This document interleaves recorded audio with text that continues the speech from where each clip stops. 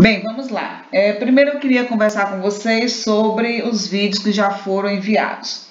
O primeiro vídeo eu falei sobre os novos desafios do RH. Por quê? Porque é necessário que a gente possa entender o que nós estamos enfrentando a partir do momento que a gente se depara com um mundo globalizado, com ferramentas tecnológicas extremamente robustas e avançadas, com uma base de dados que está cada vez mais presente nos nossos dias, ou seja, existem os Big Data, que são grandes bases de dados que trazem informações para a decisão. Estamos dentro de um cenário de uma robótica, de uma inteligência artificial e que vai demandar do RH um novo posicionamento.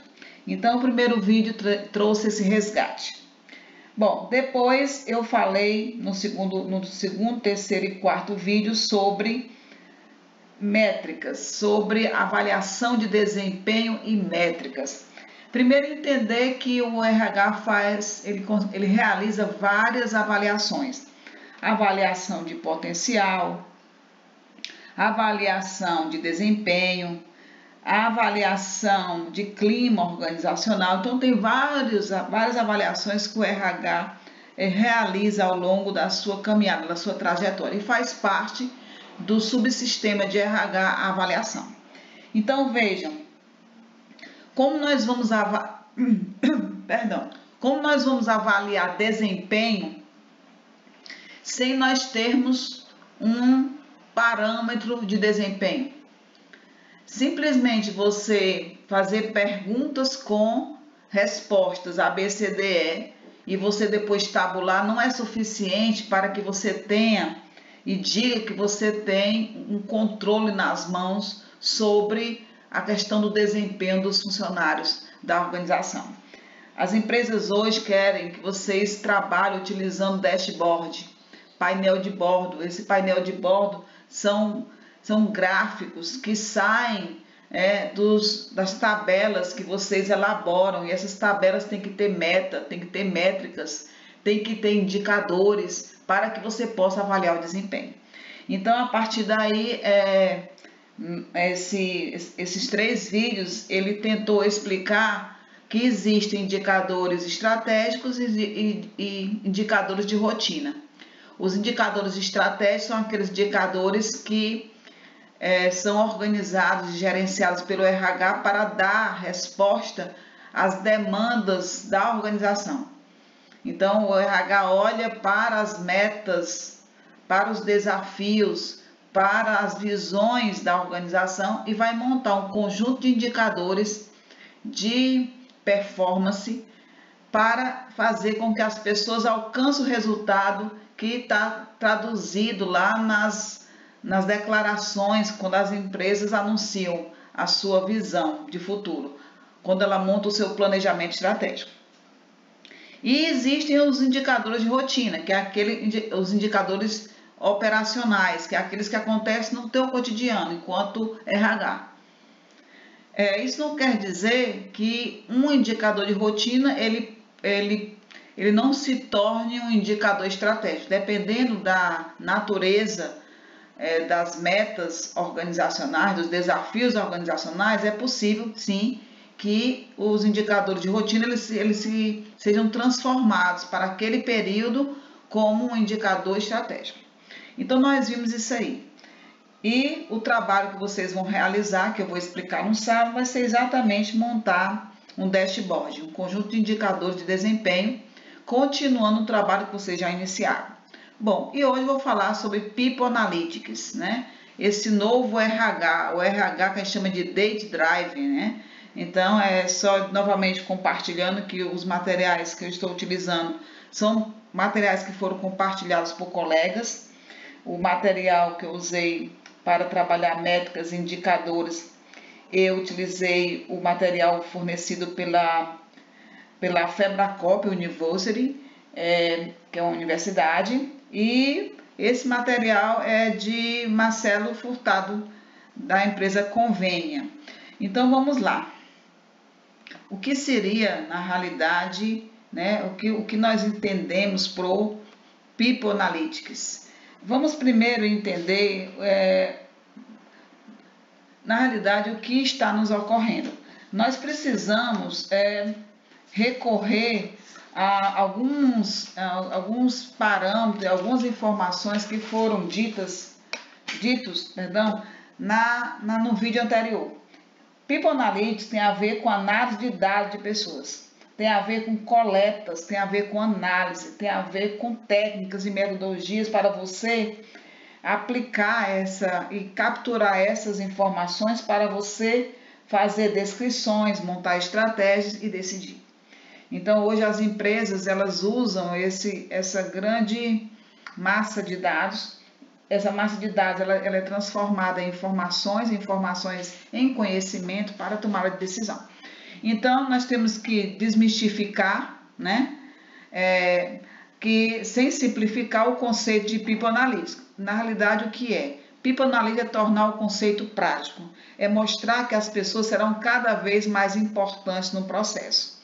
E para isso a empresa precisa gerenciar esse comportamento de cada colaborador. Mas como gerenciar? Através de um grande painel de borda, que é um dashboard. É um painel que tem todas as informações que você pode utilizar, todas as informações estão disponíveis para você utilizar para a tomada de decisão.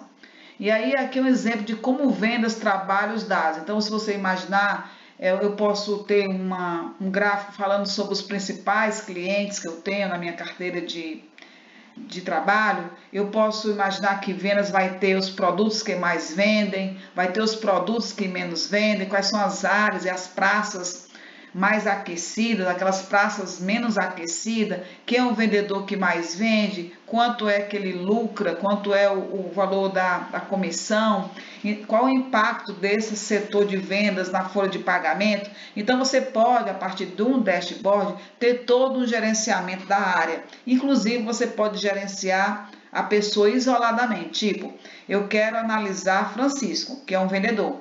Aí eu vejo quantas visitas o Francisco faz por mês, das visitas, quanto ele consegue fechar pedido, que a gente chama de índice de aproveitamento de visita. Eu verifico, Francisco, como é que funciona a questão das faltas, de absenteísmo, toda a questão voltada à avaliação de desempenho do Francisco, eu posso observar através desse painel de bordo. E aí, como trabalha as finanças? É outra forma de você também trabalhar o dashboard. Eu posso verificar o valor das aplicações, as aplicações financeiras, como é que está as ações na Bolsa de Valores, quais são os investimentos mais promissores, quanto a empresa deve, quanto a empresa tem para receber de clientes, quanto ela tem que pagar a fornecedores. Então, seria um indicador de bordo de finanças. Se nós olharmos para o indicador de bordo de marketing, a gente poderia ver o número de prospects. Prospects são aquelas pessoas, são aqueles clientes que não estão fidelizados. Na realidade, não são clientes, eles são prospectos, ou seja, eles não estão ainda para serem conquistados. Então, na realidade, são os prospectos, são futuros clientes. Então, a partir daí, posso analisar quais são os prospectos, quais são os clientes, o que os clientes mais compram, o que os clientes mais reclamam, qual é a minha participação de mercado, quais são as mídias que eu consigo atrair maior número de clientes. Então, isso aí é o trabalho de marketing. E como o RH trabalha os dados? Então, é isso que nós vamos discutir hoje. Nós vamos trabalhar esses estágios, é bem interessante, vocês vão acompanhar comigo essa trajetória até nós chegarmos no estado nirvana, que é exatamente o objetivo do RH. Então, nós vamos falar dos estágios do People Analytics. Primeiro estágio é básico, coletar dados. Não dá para você gerenciar sem conhecer. Então, você tem que buscar informações. Antes de começar a falar sobre esse momento básico, aqui tem um gráfico que mostra como as empresas trabalham hoje o People Analytics. Como é que está aí esse trabalho dentro das empresas? É claro que esse retorno aqui tem a ver com as empresas que já aplicam o People Analytics. Não está aqui nesse percentual as empresas que não trabalham com People Analytics. Então, o primeiro estágio é 26%, é o básico. São pessoas que estão ainda no nível 1, não evoluíram ainda. 40% das empresas estão no nível intermediário, já estão avançando. 24% dessas empresas já estão no estágio avançado e apenas 10% estão nesse estágio ideal, que é o objetivo do RH, que é o estado Nirvana. Então, o que as empresas utilizam para fazer o People Analytics? Então, como é que é utilizado o People Analytics para essas empresas? 92% das empresas, elas usam como planilhas. 38% usam no ERP. O ERP é uma base de dados integrados, é um sistema integrado de gestão. É um sistema caro e nem todas as empresas possuem. Então, como elas não possuem essa ferramenta, então elas se limitam a planilhas. É uma ferramenta extremamente cara. Quem tem essa ferramenta? As concessionárias, os bancos, grandes corporações. Bom, 24% das empresas usa apenas um módulo do ERP, porque o ERP você pode comprar o sistema completo. Aí o sistema completo do ERP vem a toda a parte de finanças, contábeis, RH, produção, marketing, pesquisa e desenvolvimento, então todas as áreas da empresa. Mas você pode contratar só um módulo, você pode contratar só o relacionamento com o cliente, você pode contratar só o RH, contratar só finanças. E 6% das empresas trabalham como um software específico. Ela pegou e utiliza como software que ela instalou no sistema dela, né? Ela conseguiu fazer um trabalho de convergência. Bem, então não tem desculpa para a gente não trabalhar com essa nova ferramenta, esse novo olhar do RH. Então você precisa ter um RH Data Drive. Então aprendam, Data Drive é exatamente esse análise através do People Analytics. Então, a primeira coisa a entender é o que é avaliação de desempenho, né? A avaliação de desempenho, ela visa o quê? Melhorar a performance. Ela visa verificar como o colaborador pode melhorar ou como ele pode contribuir para fornecer para a empresa mais resultados. Então, as perguntas que nós devemos fazer quando estamos fazendo uma avaliação de desempenho quais funcionários têm melhor performance? É um indicador extremamente relevante para a avaliação de desempenho. Quem performa mais? Quem performa menos? Quem está dentro do padrão? Quem está fora do padrão? Quem está no padrão? Quais funcionários contribuem mais para o resultado da empresa? Desses funcionários que performam, quais o que mais contribuem? Olha, vejam, se nós estamos falando de remuneração e nós temos uma métrica, uma forma de avaliar o desempenho do funcionário. Eu tenho um funcionário que é o funcionário que mais contribui para o resultado da empresa. É natural que você compreenda que ele vai ter uma remuneração maior do que os outros colegas. Por quê? Porque durante aquele período de avaliação, ele foi merecedor de uma avaliação, de uma remuneração variável, de um bônus, de um incentivo. Então, isso que é trabalhar uma remuneração estratégica. Bom, outra coisa importante é trabalhar a questão da contratação, da movimentação ou promoção, né? E manutenção desse funcionário. Para que esses funcionários se vejam dentro da empresa no futuro, estejam motivados, é necessário você verificar como será o desempenho futuro de um candidato. Você precisa entender o que ele está entregando hoje e o que vocês esperam que ele entregue no futuro. E aí tem uma avaliação de potencial. A avaliação de potencial, ela deixa muito claro se o colaborador tem ou não capacidade de ter um desempenho futuro melhor.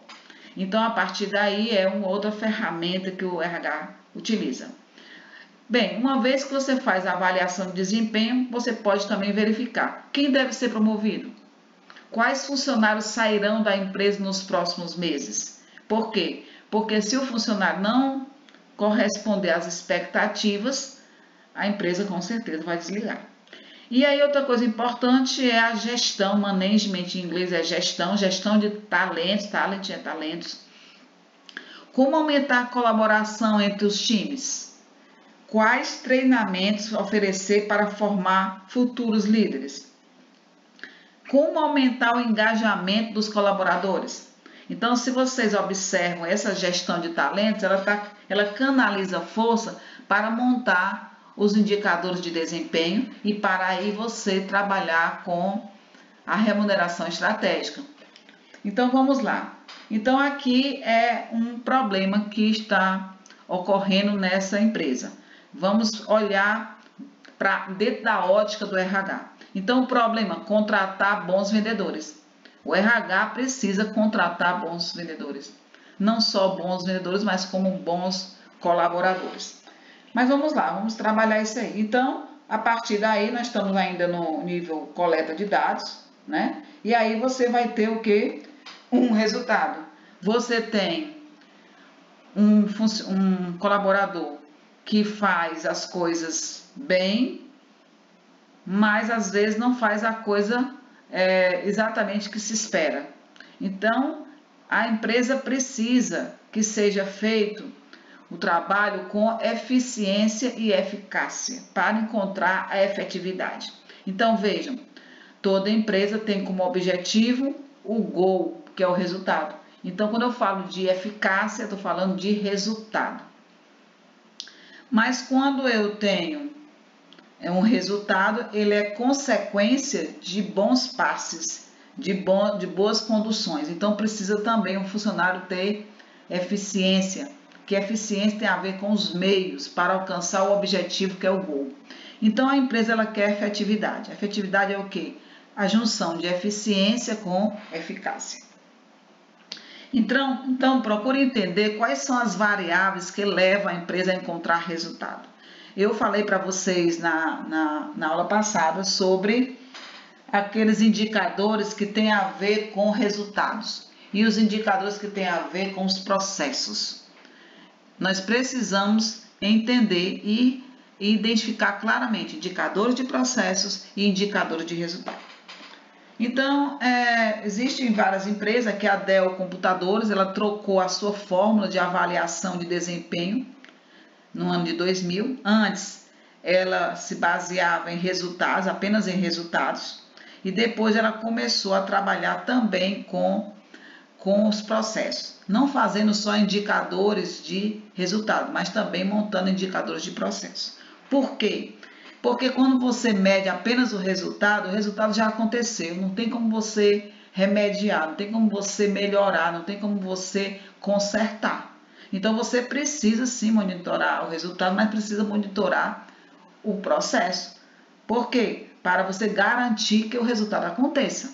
Então vamos lá, vamos supor que o objetivo é conseguir alcançar o objetivo o que o fulano, o jogador, ele marque 10 gols. Muito bem, se você no final da partida fizer o indicador e observar quantos gols ele fez, você tem um indicador de resposta, ele fez 8 gols. Então, o que aconteceu? Era para ter sido feito 10, ele fez 8, então ele fez 2 gols a menos do que o objetivo. Mas se você monitorar isso ao longo do jogo, você pode verificar que já ultrapassamos o primeiro tempo e agora que ele fez 5 gols.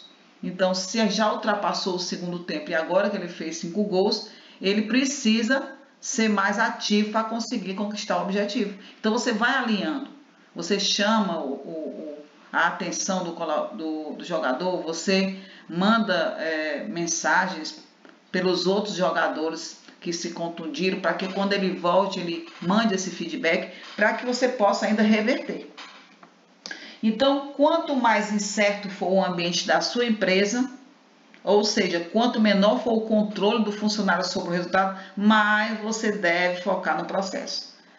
Não esqueçam, vai ter também o indicador de resultado, mas você tem que também monitorar o indicador de processo. Então, vou dar um exemplo de vendas. Vamos supor que o funcionário X, ele tem que vender 8.000 caixas de leite por mês.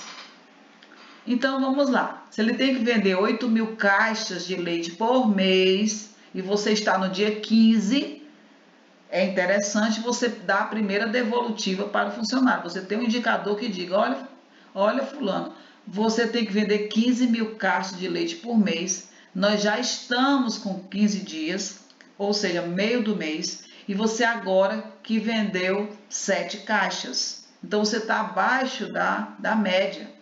Você deveria ter vendido mais do que 7 caixas, porque senão você não vai conseguir alcançar o resultado. Então você tem que estar dando devolutivas. Se você fizer isso de 10 em 10 dias, de 5 em 5 dias, ainda é melhor, porque você vai monitorando. Então tem que ter indicadores de resultado e indicadores de processo. Por que eliminar o acaso, a sorte da sua coleta de dados? Porque você não pode trabalhar só indicadores de resultado, sabe por quê? Porque quando chegar no resultado já foi. A Inês é morta. Então não adianta. Você vai ter que corrigir para o próximo mês, mas a empresa não quer isso. Então a partir daí você não pode jogar um indicador de resultado e pedir a Deus para dar certo. Não é assim que funciona. Você tem que colocar o indicador de resultado e o indicador de processo vai monitorando para que você alcance o indicador de resultado. Então é assim que vocês devem fazer. E aí, aqui é uma atividade que não vai dar para fazer, né? Então vamos para frente. Então vejam, as empresas hoje, ela transacionam seus dados. Ela tem um resultado de 2012, tem um resultado de 2013, tem um resultado de 2014 e elas vão identificando as novas médias, os novos alcances. É isso que ela faz, ela quer performance. Ela vai cada vez colocando indicadores mais desafiadores. É a proposta dela. E vai evoluindo, e vai medindo para verificar se ela está ou não alcançando o resultado. Então, quanto maior for o papel do acaso em seu resultado, mais retorno à média você terá. Então, quanto mais você ficar observando os indicadores de processos, mais você garante o resultado. Então, você tem que persistir nesses dados. Por que eliminar o acaso, a sorte da sua coleta de dados? Os seres humanos, eles são enviesados por natureza. Criamos histórias para tentar justificar os acontecimentos. Nós sabotamos, nós contamos historinhas para a gente se livrar da culpa. Então, é comum que a gente converse com o colaborador no final da jornada e ele coloque várias desculpas. Se você estiver monitorando mais próximo esse resultado, você vai poder ajudar o colaborador diante das histórias que ele conta, para evitar que a história que ele conte no final seja uma história trágica. Então vamos lá, diga para coletar dados. Tem processos estruturados no seu departamento de pessoa e RH. Você precisa coletar dados, tem que ter um sistema para capturar esses dados. Então existe essa empresa, esse material dessa empresa, mas você não tem que se focar nessa propaganda. Você só tem que imaginar que você precisa de uma empresa ou de um sistema interno que a empresa possa promover, que é um sistema que possa capturar informações, todas as informações de todos os subsistemas de RH. Os dados do pessoal do funcionário, dados da admissão, se foi desligado, dados do desligamento, se entrou de férias, dados das férias, se foi afastado, dados do afastamento, se foi, alterou salários, os dados das alterações. Isso tudo tem que estar numa base de dados para você poder capturar essas informações e jogar no teu painel de bordo. Então vejam, as empresas hoje elas não trabalham mais com achismo, elas trabalham com fatos e dados. Então vamos lá no nosso primeiro pilarzinho, que é a coleta de dados. Tínhamos um problema, não é isso? Ainda temos um problema, contratar bons vendedores. Então quais são os dados que eu vou precisar coletar? A performance histórica, os anos de experiência que eu preciso para contratar esse funcionário, a formação dele, onde ele mora, a distância do trabalho para a empresa, o número de filhos, a escolaridade. Então tem vários fatores, as competências, que eu vou verificar para contratar bons vendedores. Agora vejam, o que é performance histórica? Quando você contrata os funcionários para um cargo ele tem a sua essência, tem o seu core. O core business do cargo tem a ver com a identidade daquele cargo dentro daquela empresa.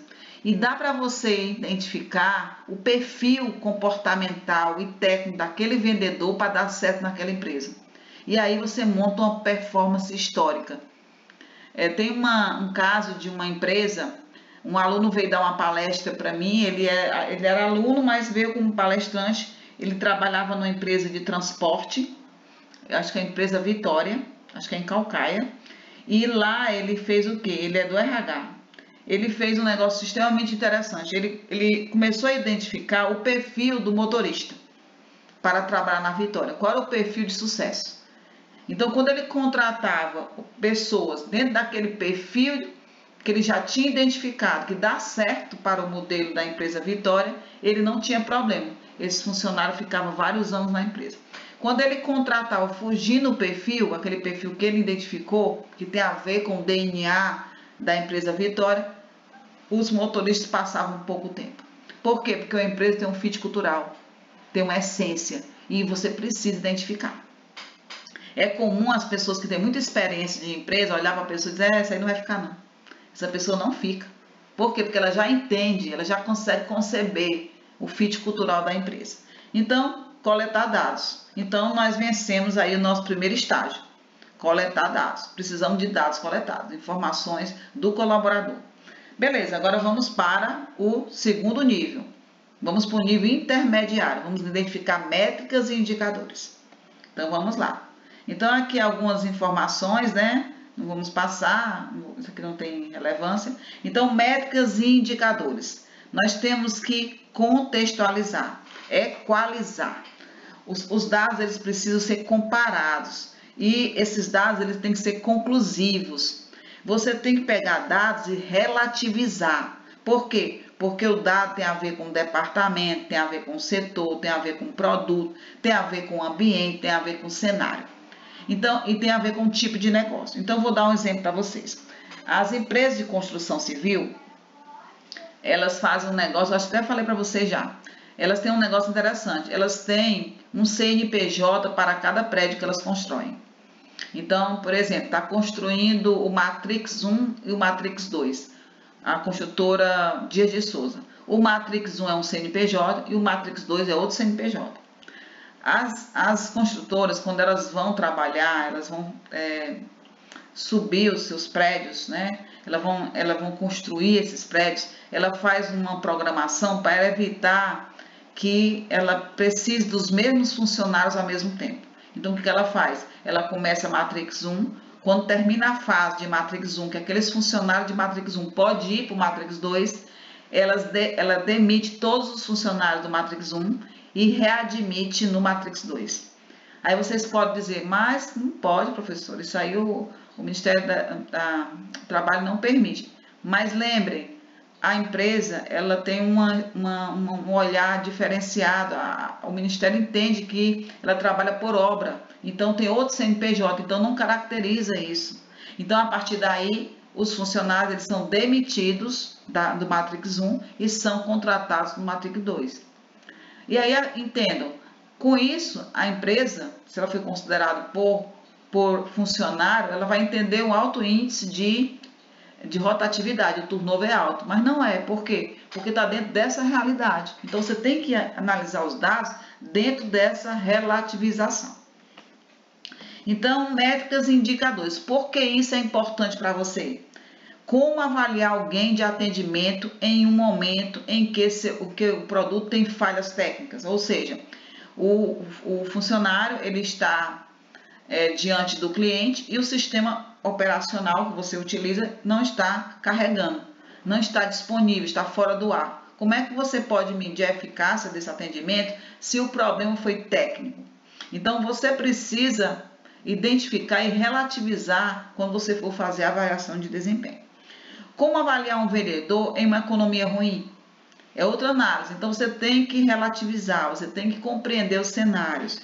Como mensurar a performance de times recém-criados, que eles não estão ainda muito sinergizados, não estão muito integrados. Então, tudo isso tem que ser observado antes de você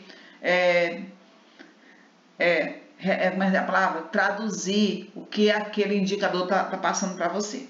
Então, o que nós precisamos fazer nesse segundo momento nós sabemos que nós temos um problema, que é contratar bons vendedores, sabemos que precisamos coletar dados, performance histórica, anos de experiência, competências, formação, distância do trabalho que mora, número de filhos, escolaridade, blá, blá, blá. E aí eu preciso o quê? Eu preciso verificar quais são as métricas que eu vou verificar, que eu vou avaliar para medir se esse funcionário realmente é um bom vendedor. Então, eu posso verificar quanto ele vendeu, quantidade de ligações que ele fez para o cliente e dessas ligações, quanto ele conseguiu fidelizar de clientes, quantos prospectos ele conseguiu reverter para clientes. Então, tudo isso são métricas, são forma de você traduzir como você vai avaliar aquele cargo na presença daquele funcionário. E aí, a partir daí, vamos para correlacionar os dados, vamos para o estado avançado. Então, como contratar bons comissários de bordo? Outra pergunta, né? Então, qual característica seria, né, que você poderia dizer que caracteriza um bom comissário de bordo? Olha, vocês podem ter certeza que um comissário de bordo ele tem que ser amigável, tem que ser prestativo. Ser amigável e ser prestativo tem a ver com o comportamento que a gente chama de soft skills, que é um comportamento, a base comportamental e não técnica.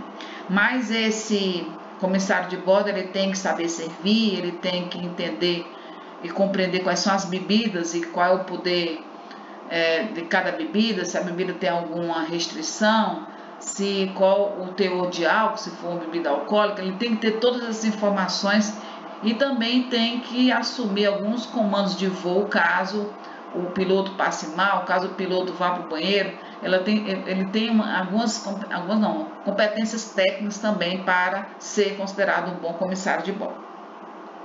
Então, a partir daí, né, aqui é o povo voltando dos lugares depois da quarentena. Então, como foi a sua experiência de voo? A pergunta 1. E como você descreveria os comissários? Então, identifiquem aqui, a partir daí, que você vai ter uma correlação. Você vai ter mais de um indicador para traduzir essa pergunta. Então, você vai correlacionar indicadores. Então, hoje, nós estamos utilizando dentro do RH a estatística. Por quê? Porque eu tenho que ver se uma variável, ela prejudica a outra, se uma variável tem a ver com a outra, se elas são correlacionadas. Eu vou dar um exemplo para vocês. Vamos supor que você tem 2 indicadores. Indicador alunos de primeiro semestre e outro indicador é evasão. Então, se você observar, os alunos que mais evadem, aqueles que mais trancam o curso, que abandonam o curso, são alunos de primeiro semestre. Então, eu vou entender que existe uma relação muito grande entre essas duas variáveis. Existe uma correlação. Mas se eu tiver alunos de primeiro semestre e coloco lá alunos magros e eu boto lá aprovação, eu estou usando aqui 3 referências, alunos de primeiro semestre, alunos que aprovam e alunos magros, eu não posso dizer que os alunos magros são os que aprovam. E geralmente são alunos de primeiro semestre. Quer dizer, eu só tenho alunos magros de primeiro semestre. E outra, eu só aprovo alunos magros. Isso não tem relação. Não tem relação de tipo físico com a aprovação. Então, não tem correlação. Não são correlatos esses indicadores. Então, precisa que você identifique a correlação entre os dados. Então, vamos lá. Se você imaginar, vamos voltar para a construção civil, índice de turnover é alto e mudança de CNPJ da empresa para o início da outra obra, você vai ver que esses 2 indicadores eles são correlatos. Toda vida que eu inicio uma nova obra, um novo prédio, uma nova construção, eu vou ter que demitir funcionários que estão na construção A para ir para a construção B, automaticamente o turnover vai aumentar. Então, eu tenho uma relação entre essas 2 métricas. Então, aí existe uma correlação. Então, tem que ter cuidado para você não correlacionar coisas que não tem sentido. Como eu já falei, aluno magro e ser aprovado. Não existe essa relação. Aluno magro e não ficar na instituição, evadir. Não tem relação com isso. Então, a mesma coisa aqui. Então, logo se o governo proibir o consumo de sorvetes, não teremos mais ataque de tubarão? Não. Mesmo que seja uma relação com o clima, que é o verão, e uma coisa não tem nada a ver com a outra. Então, vejam que quando você vai entender a correlação, você tem que observar em que cenário está ocorrendo. E aí, os indicadores, eles precisam conversar entre si. Existem indicadores que eles são complementares, você precisa identificar. Então, vejam, alguns indicadores que são correlatos, no caso do RH. Vamos lá, motivação e produtividade. Ora, quanto mais motivação, mais produtividade. Então, você tem uma correlação. Isso aí é claro. Aí você tem lá, motivação, clima organizacional. Claro, quanto mais motivação, melhor o clima organizacional. Então, você vai ver que isso vai te passando um feedback de como você vai gerenciar, né, esse conjunto de indicadores que são correlatos para traduzir uma meta ou para traduzir uma realidade, para você compreender. Então, as pessoas sempre melhoram a performance após um treinamento? Claro que não, né? Então, vejam, você apenas medir se as pessoas participaram ou não de um treinamento não é suficiente para você garantir performance. É necessário que você faça a medição. Primeiro, se a pessoa se engajou no treinamento, se ela fez, naturalmente. Depois, qual foi o desempenho dela no treinamento. Depois, qual for a participação dela, foi 80%, 90%? Porque ela se engajar é uma coisa, né? Outra coisa é quanto ela se engajou. E outra, avaliação de desempenho. Depois de 2 meses, 3 meses, se ela melhorou o desempenho a partir do treinamento que ela participou. Então, as vagas internas, elas são mais difíceis de serem preenchidas? Ou só publicamos as vagas mais difíceis de serem preenchidas? Então, tudo tem a ver com uma questão de relativização. Então, se você apenas anuncia vagas difíceis para o público interno, você vai ter mais dificuldade, né, de conseguir o talento. Então, você precisa analisar em que situação você está ocorrendo aquele indicador. Então, estudo de caso aqui da JetBlue, coleta de dados, pesquisa com passageiros, criaram métricas, características pessoais do comissário, modelo preditivo, quanto mais amigável, melhor o voo, e tomar ação, mudar a forma de selecionar candidatos. Por quê? Porque você vai colocar, para você selecionar o candidato, você vai ter que ver o que o cliente valoriza, o que o cliente acha fundamental. Então, você vai lá na descrição de cargos e salários e implementa aí essa variável importante. Você vai lá na avaliação de desempenho, introduz esse critério que precisa ser avaliado. E você vai lá na remuneração estratégica e remunera as pessoas que alcançam esse resultado. Então, veja, vamos lá. Nós continuamos com aquele probleminha, né? Contratar bons vendedores. Então, primeiro estágio, dados coletados. Verificamos a performance histórica, anos de casa, anos de experiência, competências, formação, distância do trabalho, se mora ou não perto do trabalho, número de filhos, escolaridade. Bom, coletamos as informações. Depois, temos métricas para avaliar o desempenho. Vendas feitas, ligações feitas que essas ligações resultaram em fechamento de venda, em capturar novos clientes e correlação que você pode fazer com várias métricas, tipo, se você colocar um indicador aqui de contratar os bons vendedores, entende que o funcionário ele é bom quando ele não falta, você pode ter uma correlação. Se ele for morar distante do trabalho, ele vai faltar mais. Ou se ele tiver muitos filhos, pode ser que falte mais porque os filhos adoecem. Então, você começa a ver quais são as métricas que você pode colocar para avaliar. Então, você vai correlacionar métricas.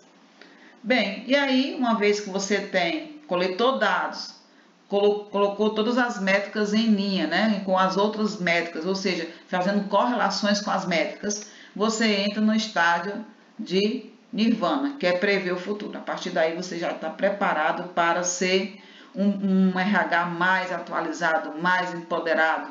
E aí, em algum momento, todas as posições da empresa serão ocupadas por funcionários incompetentes. Por que funcionários incompetentes ou funcionário incompetente? Porque se o funcionário não estiver todo o tempo sendo performado, sendo orientado, avançando de nível, ele vai chegar no limite da incompetência. Creiam. Então, as características que fizeram o funcionário ser bem-sucedido em algum cargo são as mesmas no próximo nível? Não. Quando você vai subindo de nível, mais exigência, mais capacitação, mais controle, mais gatilhos, que pode ser remuneratórios, que pode ser emocionais. Então é isso. Então o que acontece se quisermos avaliar mais de uma variável? É extremamente interessante, porque como você tem a base de dados, você pode transacionar características pessoais com avaliação, formação com características, competências técnicas. Então você pode brincar do que você quiser. E aí, quando você faz isso, você usa estatística. Então, você pode fazer regressão, você pode trabalhar as multivariáveis, você pode trabalhar a modal, mediana. Então, é preciso ter acesso a muitos dados estruturados para conseguir montar uma regressão multivariável, ou seja, você utilizar vários indicadores que eles se organizem e sejam cinéticos. O que acontece com as empresas hoje? Como para montar painéis complexos, você precisa utilizar ferramentas tecnológicas. Então, muitas empresas elas fornecem esse sistema de montar essas variáveis, que elas são variáveis que são transacionadas para te traduzir em uma única variável que possa te ajudar a tomar decisão. Então, aqui vamos fazer aqui um pequeno exercíciozinho, vamos pensar sobre isso. Quantas ligações essa equipe de vendas fez? Quantas dessas ligações foram atendidas? Quantos contatos, leads foram criados? Quantos contatos eles conseguiram fidelizar nos leads? Quantas reuniões foram marcadas? Quantas propostas foram enviadas? E quantas vendas foram feitas? Então, são vários indicadores para esse time de vendas. Então, a partir daí, é feito aqui uma combinação de respostas, de indicadores, que vai traduzir em um modelo preditivo. Então, veja, vocês vão precisar fazer isso no trabalho de vocês? Não, eu não vou ser tão cruel. Mas vocês podem colocar o modelo preditivo dentro apenas de montar os indicadores, sem colocar fórmula, mas montar a sugestão de indicadores. Então, vejam, você pode dizer assim, olha, eu vou ter um indicador, que vai ser um indicador de remuneração estratégica, que vai ser se o absenteísmo, faltas e absenteísmo, né? Então, a partir daí, absenteísmo você vai colocar como indicador de resultado, e se o colaborador não faltar nem um dia durante o ano, ele vai receber aí um bônus. Então, se você faz isso, você vai estar no modelo preditivo outras coisas. Por exemplo, funcionário que não falta é aquele funcionário motivado. Aí na pesquisa de clima, a pesquisa de clima ela deu elevada. Então, você vai poder montar modelos preditivos a partir de indicação de vários indicadores que vão poder aí dizer quais são os indicadores que você vai transacionar. Muito bem, e se você tinha medo de estatística, agora você vai precisar desapegar desse medo, você vai precisar mergulhar nesse novo contexto. Por quê? Porque nós vamos precisar utilizar muito agora com os números. É claro que as ferramentas tecnológicas, os sistemas, eles já fazem isso para a gente. Mas nem toda empresa tem, você vai ter que fazer trabalhando no Excel. Então, você vai precisar pelo menos daquela estatística básica. Regressão, modal, média, mediana, né? Vai precisar que você entenda um pouco.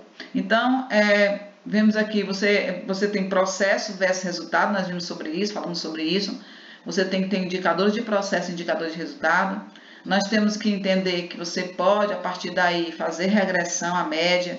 Você tem que entender que para fazer todo o processo de construção de indicadores, você tem que contextualizar dados, você tem que colocar dentro de um cenário, você tem que correlacionar as coisas, trabalhar, tem que ter cuidado com a causalidade e a correlação, ou seja, nem todos os alunos que são magros são os alunos que evadem, não tem relação entre si, e promover corretamente todo o processo de indicadores dentro de uma correlação multivariável para que você possa, a partir daí, traduzir em um único indicador de resposta. E aqui é o estudo de caso da Google, né? A Google ela usa essa plataforma e ela fez aqui mostrou um pequeno exemplo.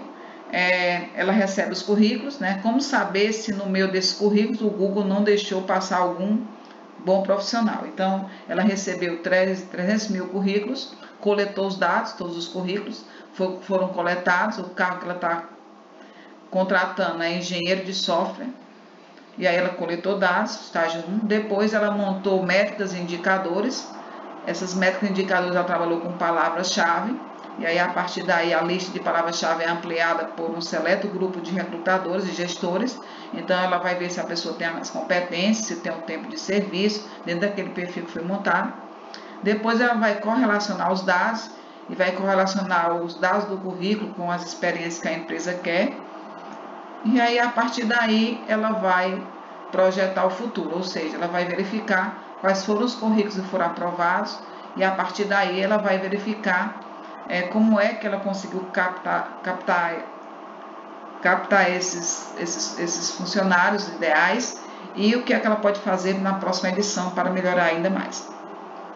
E aí, a partir daí, você tem um resultado, quantidade de currículos, né? Quantos foram revisitados e foram contratados 150 pessoas. Então, você tem aí o estudo de caso, né? Que melhorou consideravelmente a partir do momento que usa o modelo de resposta que envolve People Analytics.